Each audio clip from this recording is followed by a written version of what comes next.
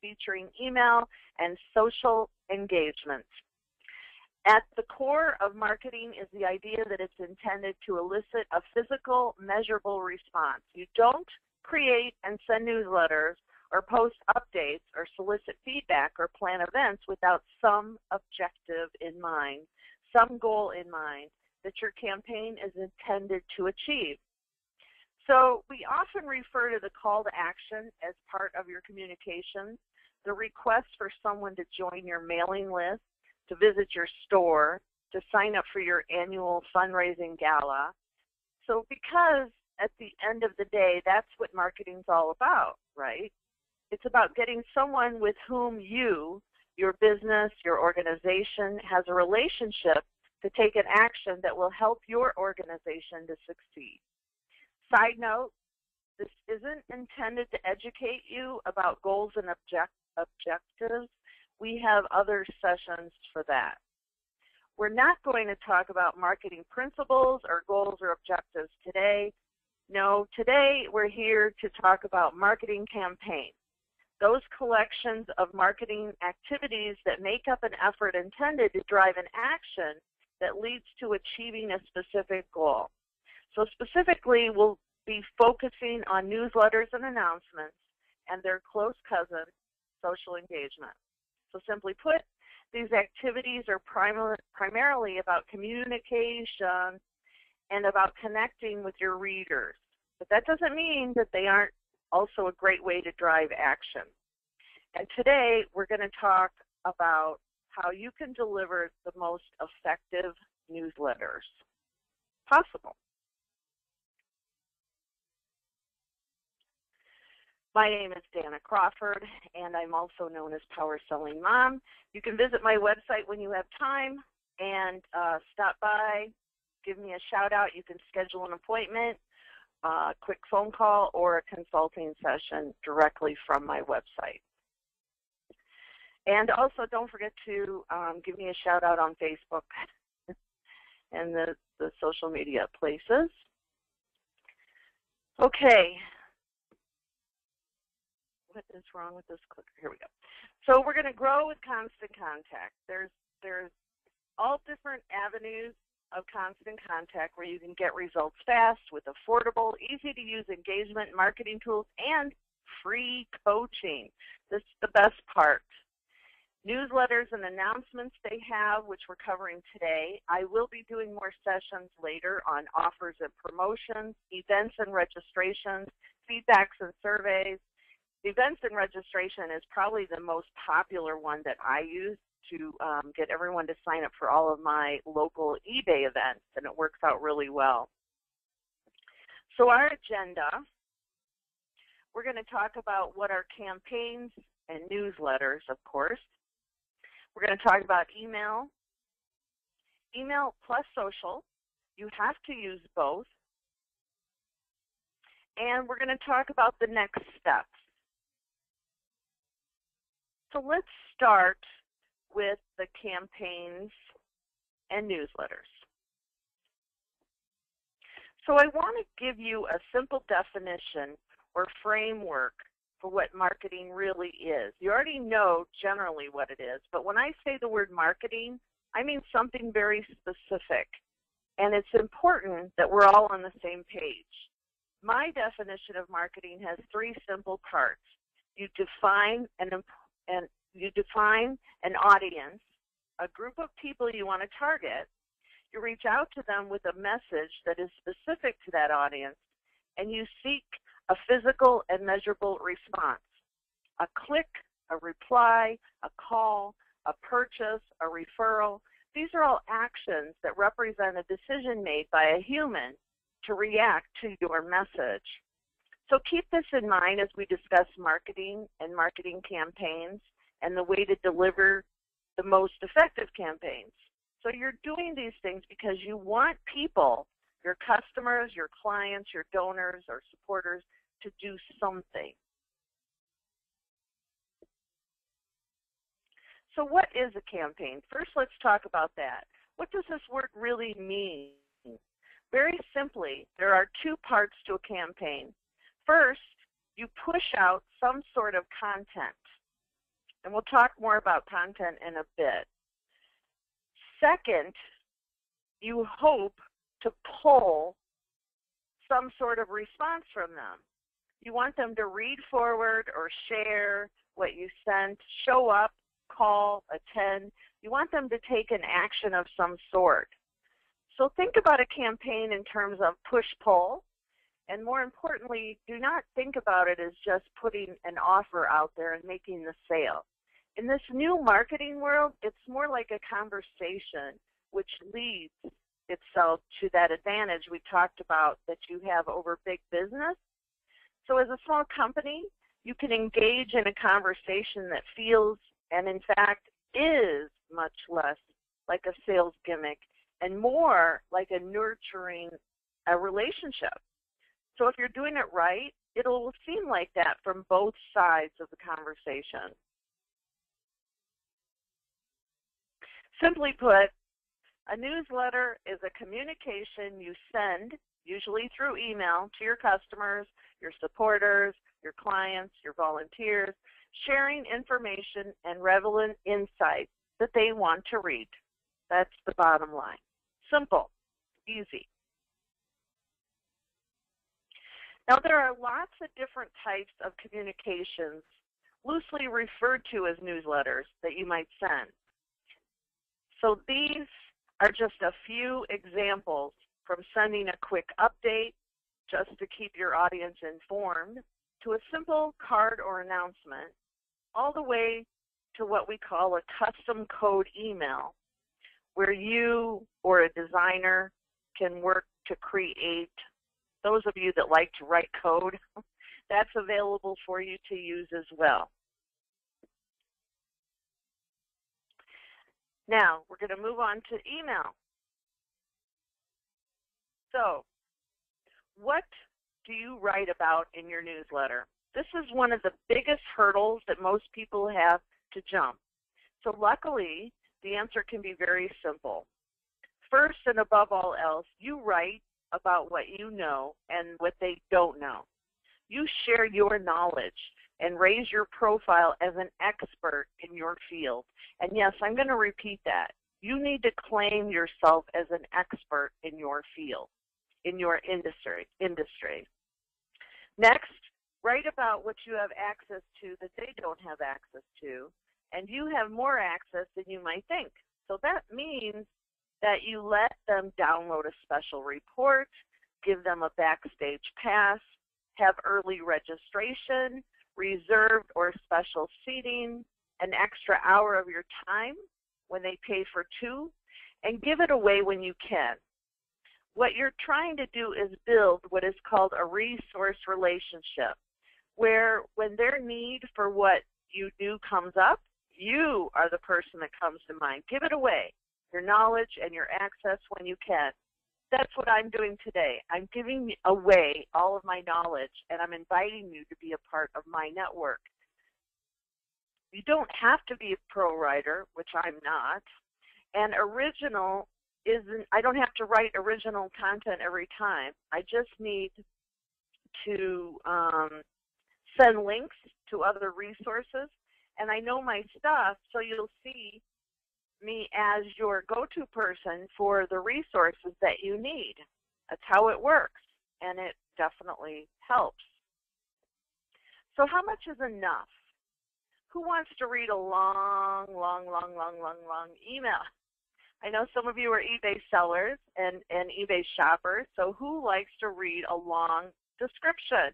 It's like, oh my God, it goes on and on and on and on. I feel like I need an attorney. I can't look at it anymore. So, oops, I just want to make sure we were recording. We're good. No one has ever raised their hand. If you're a church or a chamber, a commerce or a school, you probably have long emails, and we're okay with getting that. Our children and our businesses rely on you, and we want to see activity. We're willing to get a long email from you, right? Everybody shakes their head. We don't read them, but it's okay that we see them. So take the pressure to create or write off yourself right off of yourself. Less is more, always. There's no rule that says your newsletter needs to have 3 articles, 3 pictures, or 3 links. One thing is plenty. There actually is a Constant Contact customer whose newsletter is called One Thing. And he did it to make it easy on himself, and it works really well. People can absorb it. He's not under the gun to come up with a bunch of content to fill it. And don't forget that over 50% are reading it on a mobile device. So who is going to scroll through 14 articles? Your emails and their social media activities are not for telling people everything that they do. That is part of the whole people dig for themselves. When they start writing their emails, they try to say everything. That is not what your emails and social media posts are for. That's what your website's for. Your emails and your social media is about offering one thing at a time, whether or not it moved the needle. So plain and simple, mobile stats from research shows that 51% are reading their emails on mobile devices. So it's really important that what you're sending out there is mobile friendly. And I preach that also at all of the seminars that I speak for eBay. The same thing goes. Your description should be mobile friendly.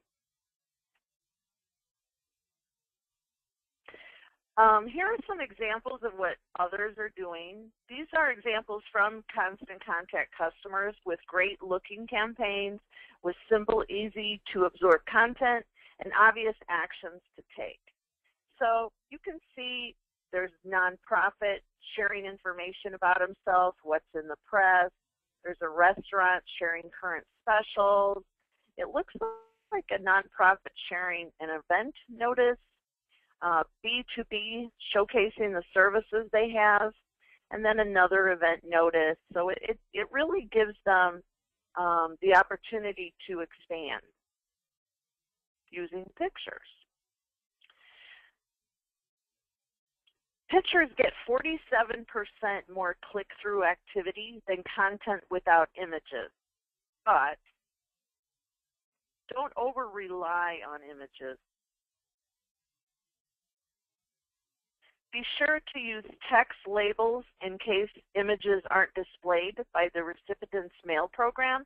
I can't stress that enough. When you put an image out there in your email or your newsletter, make sure that you have a tag or a text label that says what it is, because somebody's email service may block out images, so they're just going to see code and mumbo jumbo.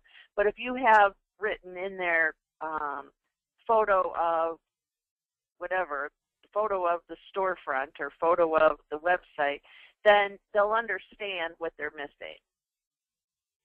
But don't use images all of your content. I especially recommend people will make their graphics sometimes in Photoshop, and then they'll type the words in their images, like to do an announcement, and that's not a good idea. Don't have all of your images be your content. So remember, your content is viewed on mobile devices. That is the #1 thing to remember and to keep in mind as you're creating your content. So use images carefully. Images are a great way to convey a message, tell a story, create a connection, but if you don't carefully consider how you're going to use images, you may end up with some unintended consequences that lead at best to someone not reading your email. At worst, well, here, let's notice the red X. Let's see, I think you can see my cursor. The one on the left, it shows a red X. So notice the red X here. That's there because some mobile email clients may not display images by default. So be sure that you're using what's called alt text, ALT-TEXT, or text that appears if the image doesn't. So at least it lets people know that it's there.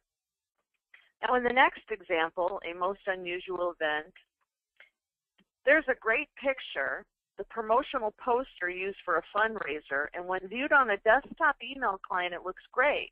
But the problem is that on a mobile device, in order to see it or the rest of the message, the reader has to scroll down the message, and the image has pushed the call to action all the way to the bottom of the message, making it less likely the reader will actually click through.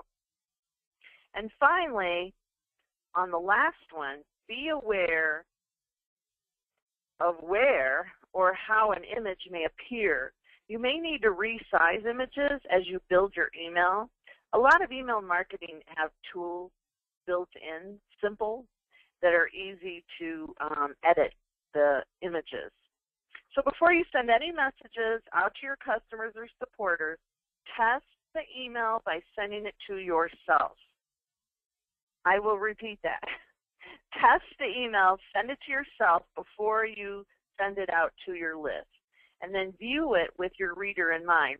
View it like you're someone looking at it for the first time. And then you can go back and make changes accordingly. A few extra minutes of testing can save you a lot of headache and embarrassment later. I don't know how many times I'll miss a typo or something like that. You could even send it to someone and ask them to look at it for you too. Send it to me. My email, DANNA Crawford@gmail.com. Send me a test, and I would love to give you my opinion on how it looks. Got pics? Images are great because they can help tell your story across multiple channels. Pictures have actually become more and more relevant in social and email marketing. So many of us are walking around with a camera in our pocket. This doesn't have to mean high-end production anymore. So if you have a highly visual content or great photos of products in your events or whatever you're marketing, you'll want to check out opportunities to share these images you have through different channels. Some of those channels include Instagram, Pinterest, Facebook. Well, here's Instagram, Pinterest, Facebook, and YouTube. Many customers are beginning to shop and play on these channels, so it may be worth a look, taking a test run, whether you are using marketing would work well on all of these channels. So keep in mind that we haven't left email out here. Email is becoming more and more of a visual medium as well, including video. One key here is to know your audience. If you own a business that can show off product visually, you can do more with a headline and a photo than the most carefully crafted copy. And if you're a consultant or a service provider, share your know-how. Write a blog post about what you know how to do. Pick an image that reinforces it and pin it, post it, tweet it. Constant Contact actually did a test with Facebook promotions of webinars and found that when they used an image rather than just a text, they saw a 127% lift in engagement with those posts. So it's seriously worth a try. We'll talk a bit about social media later, but I want to say this for now. If you are going to be using picture in your newsletter and then again on social channels, be sure to link the picture on the social channel back to wherever you want them to keep engaging with you, like back to your web page, or you might want to include a sign up for your newsletter.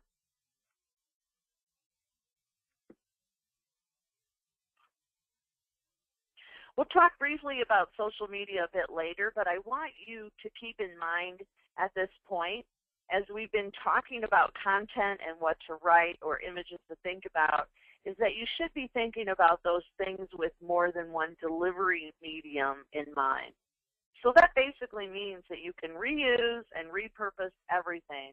One article can be used many times on various channels. You might send a newsletter with 5 tips for cleaning out your closet, and then each tip could be tweeted once a day for a week.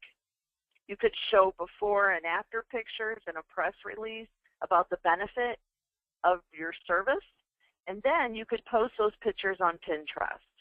If you send an announcement about something of interest to your readers via email, you can get some mileage with that announcement across all of your social channels as well. So repurpose and reuse. Now that you have a good general idea of what we're going to try, I want to give you some insight into what works, how to get more people to stop and consider your offer, and how to get more physical, measurable response. This is my favorite part of this workshop. Look at these 3 words. These 3 little words will rule your world as a marketer and as a consumer or business person. Every email or social media post that you get and every one that you send or post falls into one of these categories: now, later, or never. So think about this morning when you checked your email. A little while ago, many of you probably checked your email. So whether you were aware of it or not, you were sorting your message into these 3 categories automatically: now, later, or never. And I apologize now for not bringing this to your attention and making it a conscious experience for you. Now, for the next 2 or 3 days, when you go through your email, you will actually find yourself saying this out loud: now, later, later, never, never, never. And you'll want to curse me for making something that was so seamless now very obvious to you. But I promise it'll go away. You'll start looking at your emails this way. But it's important that you know that you need to know this both as a recipient and as a sender or poster. How do you make sure that you are a now? You don't want to be a never, obviously.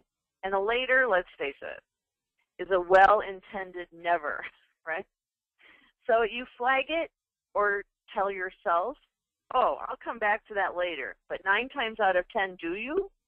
They will usually laugh or say no. I actually even created folders in my email, and I had one that said later, and I never opened it. I would throw emails into that folder for later, and I honestly would never open it. So I quit making the later folder because it turned out to be a never. So these are the things that we want to remember. What people do, and I'm sure you all do it, is the first thing we look at is who sent it. Who's it from? So you want to have a recognizable. When you get an email from me, it'll say Danna Crawford, or it'll say Power Selling Mom. You will know exactly who that is. You'll be able to identify, okay, this is from her. The next thing that's important is what's the subject? What kind of words do I put on that subject line? And this makes a huge difference on whether you're going to open it now, whether it has that sense of urgency. So the subject line is very important. And then, when do you send your communication? What time of day do you send it out? Personally, I like to send mine out about 4 in the morning, and then that way people can get it when they wake up in the morning and start their day, and then my email's in their inbox. That seems to work for me, but other times I just send it out after I create it. So you will be able to sort all this out as you go along. But again, as your email comes in, I want you to sit back and say, okay, am I going to open this now? Am I going to read it later? Or am I going to send it to spam? Or am I going to opt out? Or these are all the types of decisions you'll be able to make. But keep that in mind when you're sending out stuff. Make sure that they know who it's from and what's that subject line. So let's start with the who's it from. So how do you win the battle of priorities and get more people to stop and open your email? That's the challenge. And Facebook post or tweet or share your pin on Pinterest. It turns out who the message or offer is from is extremely important, as I mentioned. Think about how you sort your email, or if you're on Facebook, think about the news feed. That's a good one. Typically, when you open up your email, think about that this morning. You start at the top of the list and you go down, sorting by who's it from. Who the email or the social media post came from turns out to be the most important part of winning the battle of priorities. Who do it based on who? So it's important for you to be recognizable. How will you be the most recognizable? And to be recognizable across all the channels that you're using. If you send your emails using your name, but your Facebook page shows up in people's newsfeed as your business name, people may not make the connection. So what we do know that with email and very often with social media sites, more people will react to a person's name than to a business name. So just be sure that you're consistent with the name you use and ensure that it's the one that you'll be recognized by. So that ultimately your readers and followers will stop and open your email, read your post, because they know they're going to get something of value and relevance from you. So this is another place where your advantage as a small company kicks in. You can be the face or the name of the company.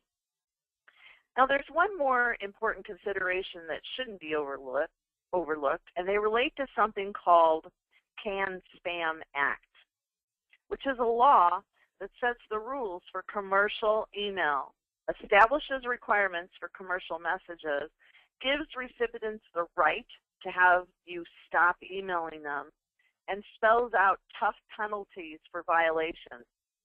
This law makes no exception for business-to-business email. That means all email, for example, a message to a former customer announcing a new product line, must comply with the law. One provision of the Can-Spam is that the from, to, and reply to names must be accurate and identify the person or business who initiated the message. Therefore, if I signed up for an email from Joe Pizza, from the address should be Joe Pizza and not Joe Smith. That said, using a combination of your name and your company name will solve this issue in many cases. So use your name in the from name on your emails and include a comma with your company name there as well. That's another option.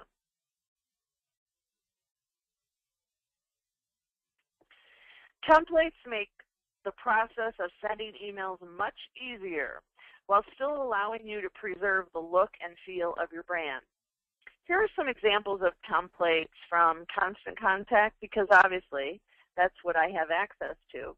But whatever system you're using, make sure that they have mobile-friendly templates that are easy to edit and to match colors. I can adjust the colors in any of these templates that are shown to you. So be sure to make them your own with your own logos and your photos and your links. It doesn't have to be hard to look professional and sharp. Now you've noticed the images in the first two because we talked about images earlier. I'll just remind you to make sure the images will work in both a desktop and an email, mobile email. So in the first template, it looks great, but the creator should be testing on a mobile device to just see how much the images pushes the text below the fold. It may look great on a desktop, but not work on a mobile device. The second one is a little bit better because there's a message located next right to the image.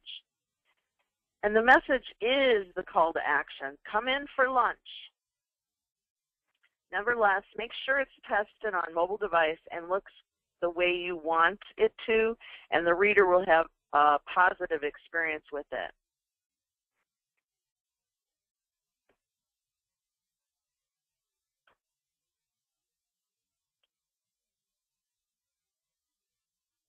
Okay, now when you're up against the now, later, or never game, your subject line on an email or the headline of your social media post can make a big difference in the response.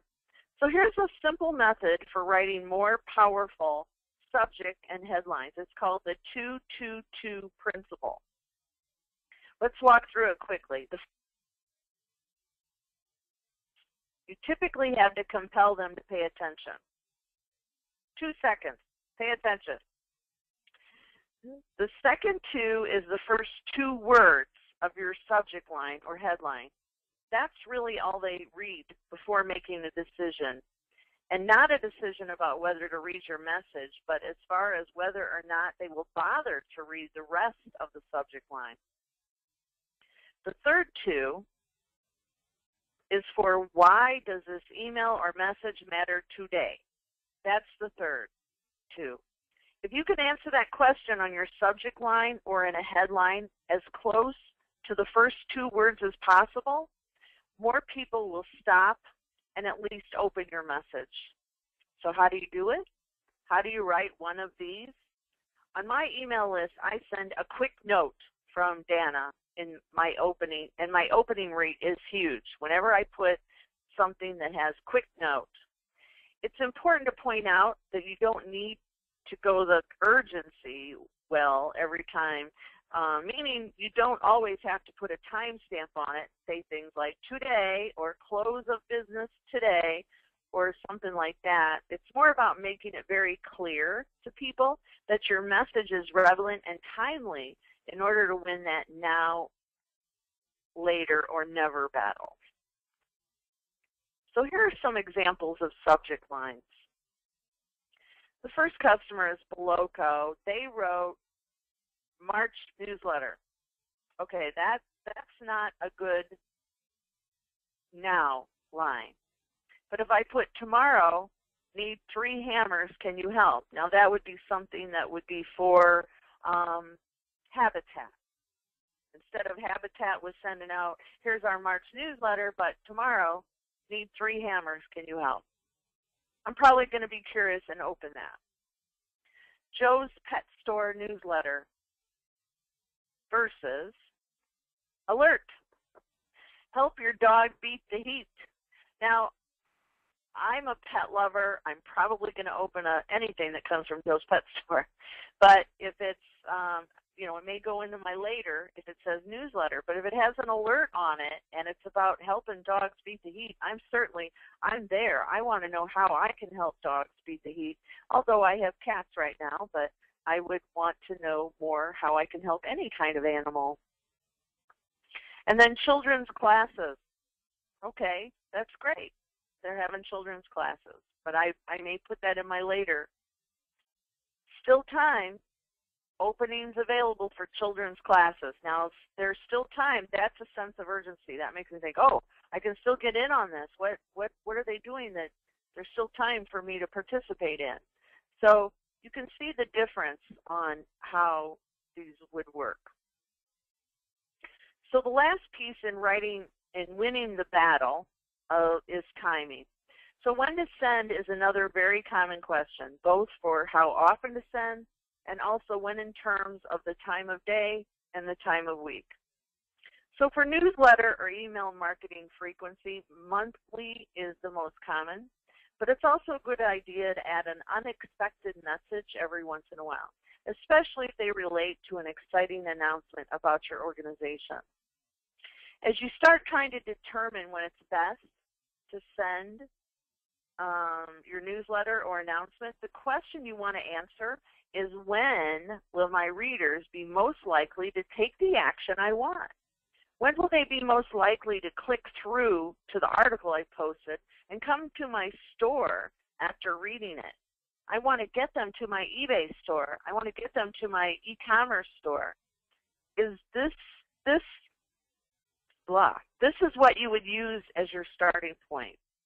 But now I want to describe some simple steps you can take to really zero in on the best day and time to send your newsletter.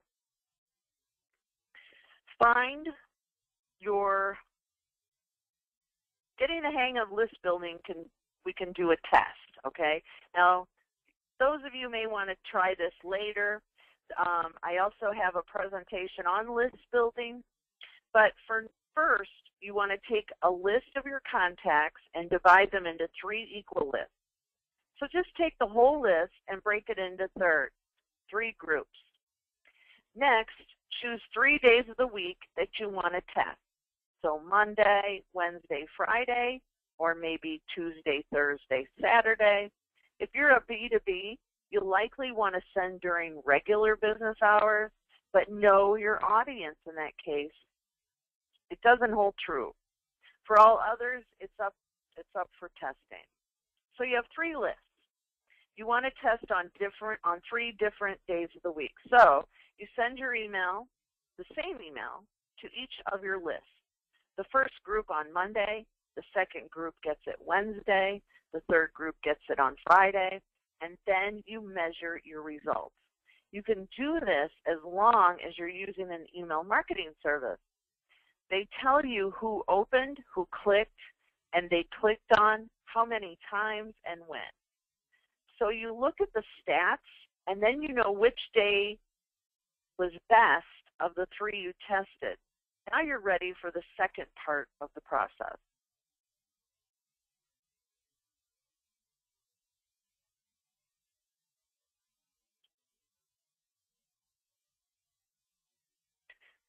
Use the same 3 groups of people, and now you will choose 3 different times of the day you want to test. So we have morning, midday, afternoon, or evening. The next time you're ready to send out an email, send it on your best performing days from the last day. What? Yep. Send the first group their email in the morning, the second group gets it midday, and the third group gets it in the afternoon or evening. And then look at your statistics. You will know which time of day did the best. So now you will know the best day, the best time of that day to send your emails and for the best response. So please make sure you're not romanced by high open rate. Just measuring the open rate will not give you a clear picture of success. You might have a lot of people open it, but very few take action you want them to. So you can measure the physical, measurable response. So now you have the best day on which to send and the best time at which to send. Excellent. And again, for those who are brand new to sending out newsletters, don't worry. For now, you could start with simply testing different days and noting the response rate, then trying different times on that day. Don't worry about splitting your list, your company, etc. For everyone, let me take caution. Also, not to be romanced by that high open rate measurable actions. You can get a huge open rate, but without action, it's not going to help your business. Okay, practical advice. Source, 67% don't see images by default.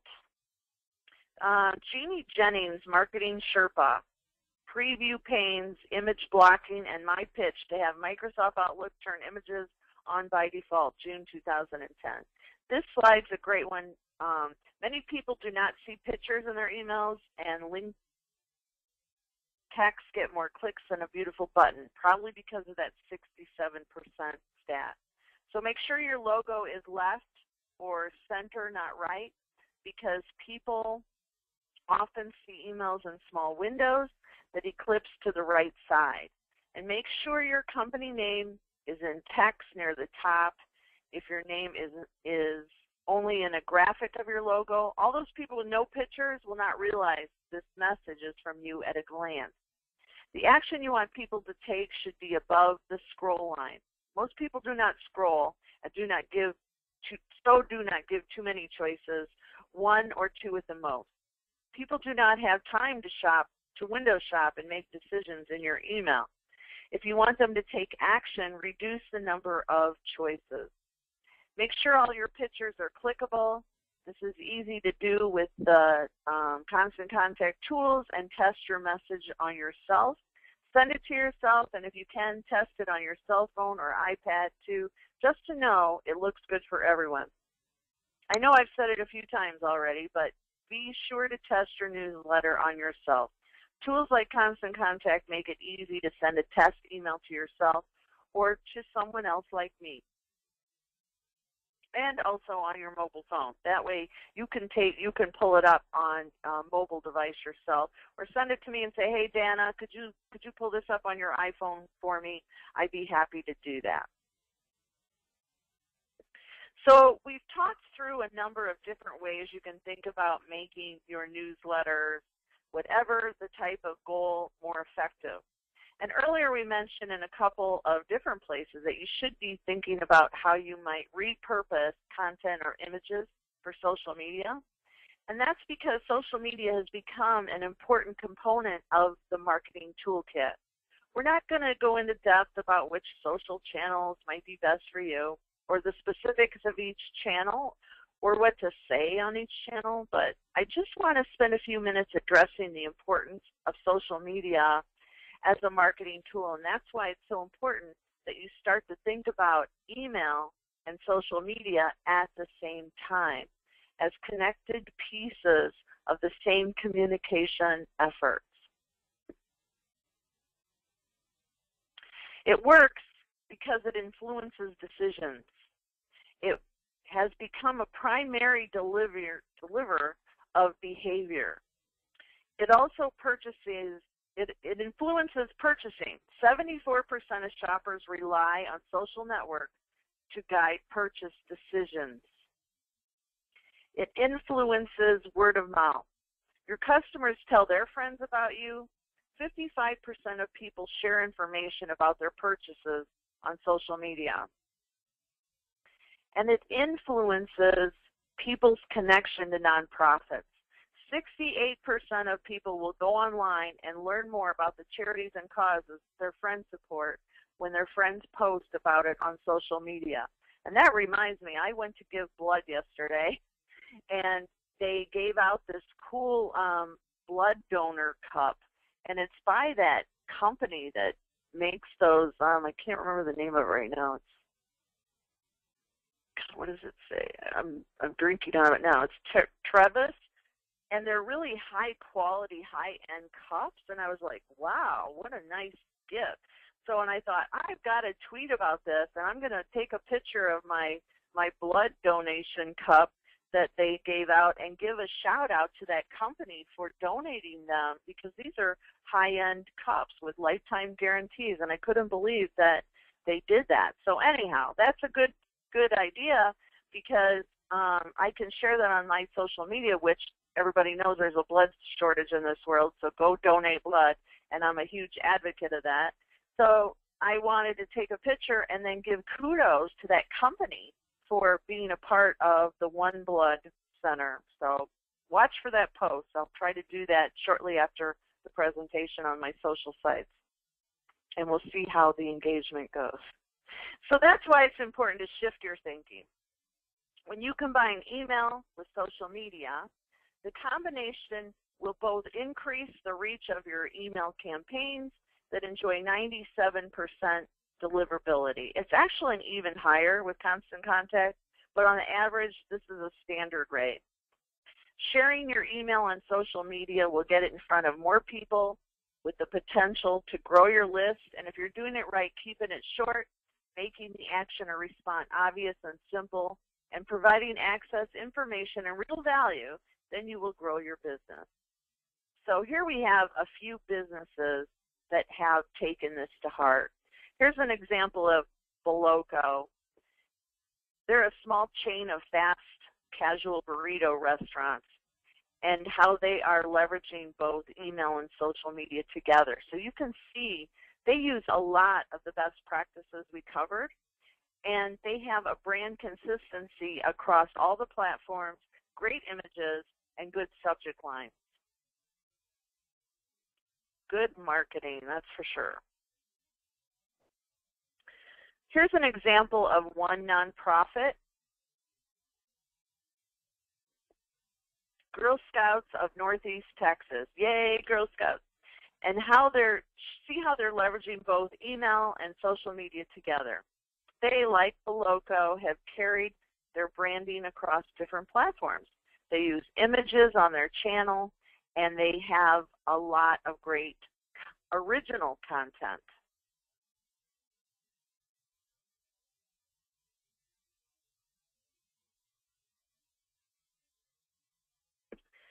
So next steps. Sharing tools expand your reach. This is an example of how Constant Contact's simple share tool makes it easy to push your email campaigns, your events, your surveys, and offers out on multiple channels with a few clicks.